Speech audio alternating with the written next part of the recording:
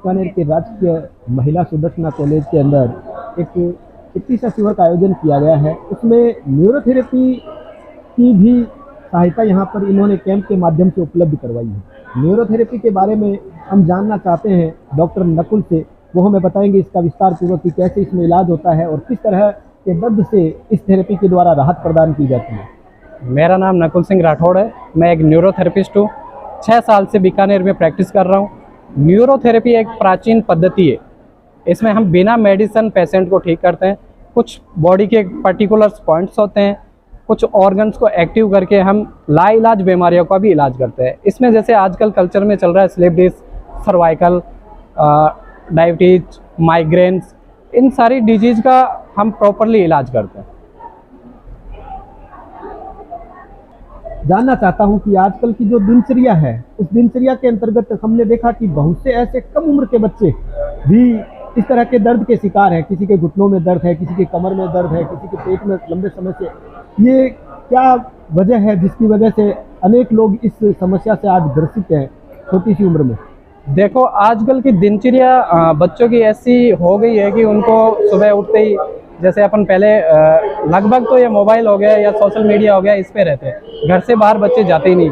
शारीरिक जो मापदंड होता है ना बॉडी को खोलने का, वो बच्चों में रहा ही नहीं है। तो मेन उनका क्या, इस वजह से शारीरिक विकास नहीं हो पा रहा, उनका डाइजेशन सेट नहीं हो रहा। बाहर के जैसे पिज़्ज़ा, बर्गर और ये खाने की वजह से बच्चों के क्या डाइजेशन खराब हो रहे हैं, जिससे उनके इश्यू आ रहे हैं। बैक पेन हो गया, स्लिप डिस्क हो गया, डाइजेशन। तो ये एक धीरे धीरे ऐसे लेवल आ जाते हैं कि उसमें स्लिप डिस्क, सर्वाइकल्स इसमें कन्वर्ट हो जाते हैं।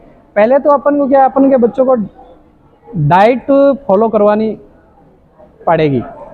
तो इसमें क्या है कि जैसे बच्चे सुबह उनको वर्क कराना, घुमाना फिराना, खिलाना, ये सारा स्टार्टिंग करने पड़ेगा। आज की भागदौड़ की जिंदगी है और लोग तुरंत रिलीफ चाहते हैं। इसके लिए ये न्यूरोथेरेपी वगैरह के बारे में लोगों को बहुत कम जानकारी है और दर्द उत्पन्न होता है या इस तरह की कोई समस्या होती है तो ये एलोपैथिक पर ज़्यादा ध्यान देते हैं।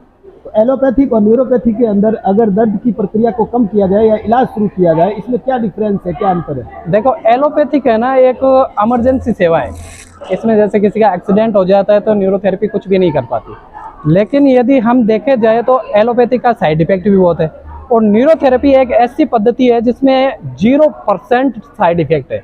बिना किसी मेडिसिन के हम ऑर्गन्स को एक्टिव करते हैं। डायबिटीज हो गई, थायराइड हो गया, ये ऐसी बीमारी है जिसमें ऑर्गन्स वीक हो जाते हैं या ज़्यादा काम करने लग जाते हैं या कम काम करने लग जाते हैं।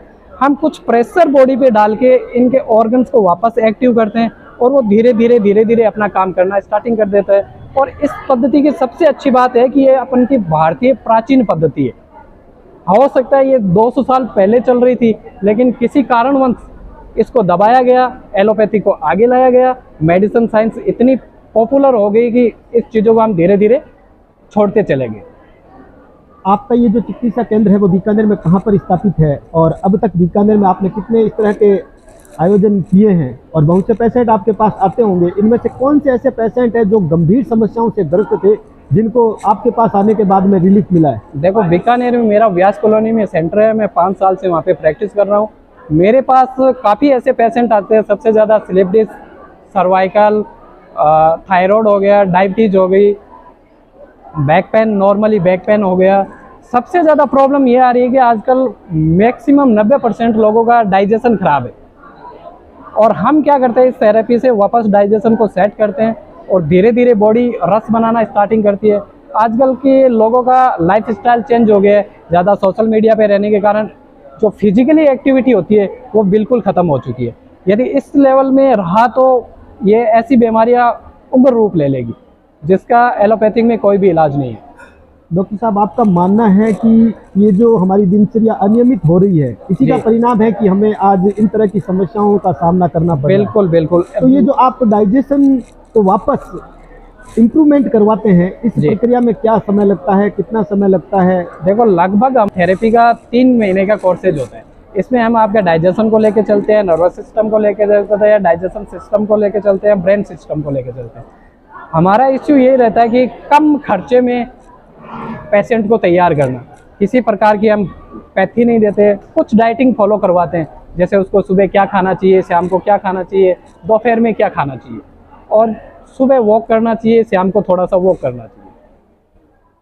तो जैसा कि डॉक्टर नकुल ने हमें बताया कि हमारी जो दिनचर्या है, इस दिनचर्या के कारण आज हम अनेक समस्याओं से ग्रसित रहते हैं और ये समस्याएं हमारे स्वास्थ्य पर प्रतिकूल प्रभाव डालती है। तो अगर हम समय रहते इन समस्याओं से निजात पाना चाहते हैं तो कुछ ऐसी व्यवस्थाएं या कुछ ऐसे कार्य हैं जिनको करके हम इन समस्याओं से निजात पा सकते हैं। बहुत से लोग हैं जो आज पैन की समस्या से ग्रस्त रहते हैं। अगर ऐसी समस्या लंबे समय से है तो एक बार उन्हें न्यूरोथेरेपिस्ट से सलाह लेनी चाहिए और उनके कहे अनुसार अपनी डाइट और अपनी एक्सरसाइज को नियमित रूप से